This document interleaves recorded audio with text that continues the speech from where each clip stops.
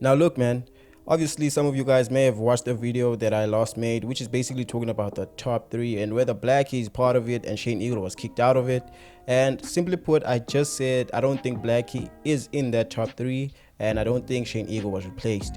Now, I do think there's a conversation to be had, an interesting one, whether who will be on the next top three of SA rap, and I have a couple of names that I know will be in contention. Now hopefully my prediction does not jinx their careers, but I do think and I do believe firmly that they will be the ones in conversations in the next 3 to 4 years. Now when I make comparisons in this video, it's not really more about the sound in terms of do they sound alike. It's really more about the stature in the game and their presence and their longevity.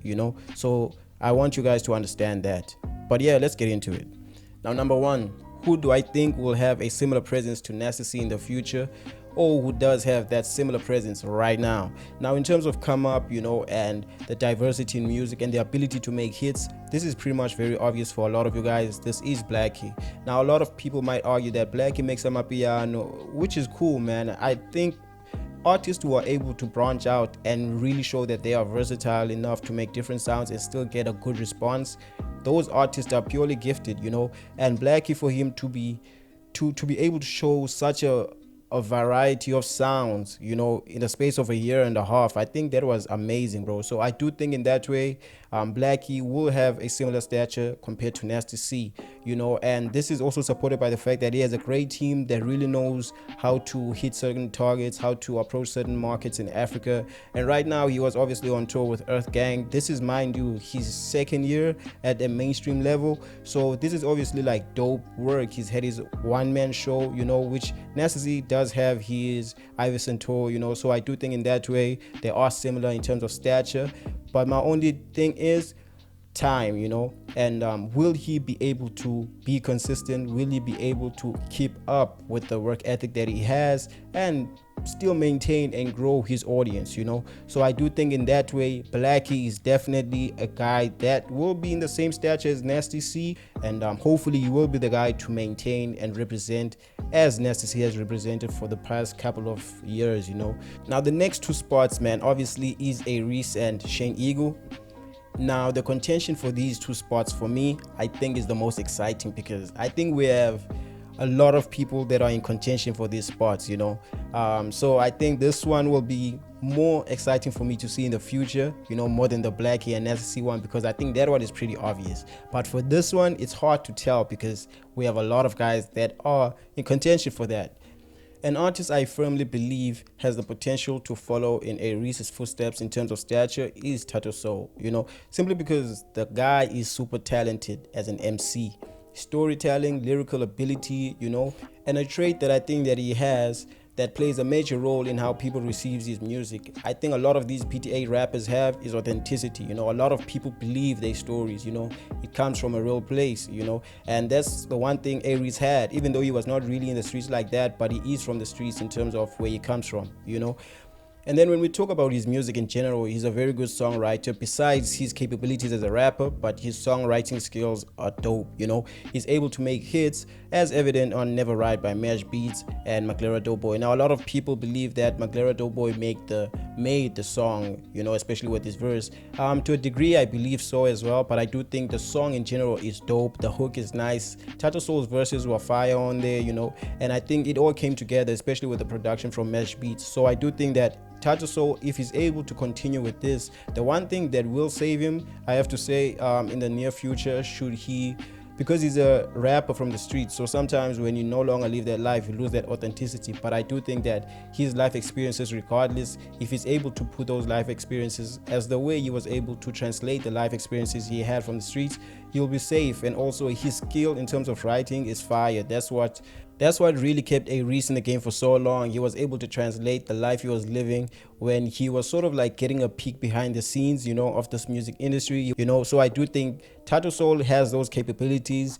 They are sharpened, bro. They are sharpened. All we need now is just to sit back, watch his journey, and hopefully we'll continue to improve on that. And obviously his journey will be different from A-reece, but in terms of being able to be consistent and staying in the game and lasting, I hope he's exactly like A-reece, if not better in terms of growth. Now, a guy that I think does have the potential of Shane Eagle staying power, and growth, I think is Touchline. Now, I know a lot of you guys may not agree with this one, which is fine. But I do think that Touchline, in terms of messaging, in his music, he does have the messaging of a Shane Eagle, a J. Cole type of messaging. Really, it's more like an empowerment when you listen to him. But he has the ability to make hits also. I do think that Touchline is highly overlooked simply because right now rap is really focused on Durban and PTA. It's not really focusing on too many cities right now, even though there are many artists from different cities that are making moves. But I do think the eyeballs of the South African audience of rap is focused primarily on Durban and PTA, and I think Touchline is just a guy that's not been recognized enough, even though his music goes hard and a lot of people listen to him. A lot of people do listen to him. It's just that in terms of the audience, especially on social media, they overlook him, But I do think that Touchline is and does have the capability, of being in the stature of a Shane Eagle. Now, as I've said in this video, there are other rappers that I think are in contention, but I really just want to see how they're going to progress, right? Guys such as Maglera Doughboy. Maglera Doughboy really reminds me of Frank Casino in a way, in terms of swag, in terms of his raps. His raps are very opulent, luxurious, so to speak, But the thing is, with Maglera Doughboy and Frank Casino, it's like they are the same people in two different worlds.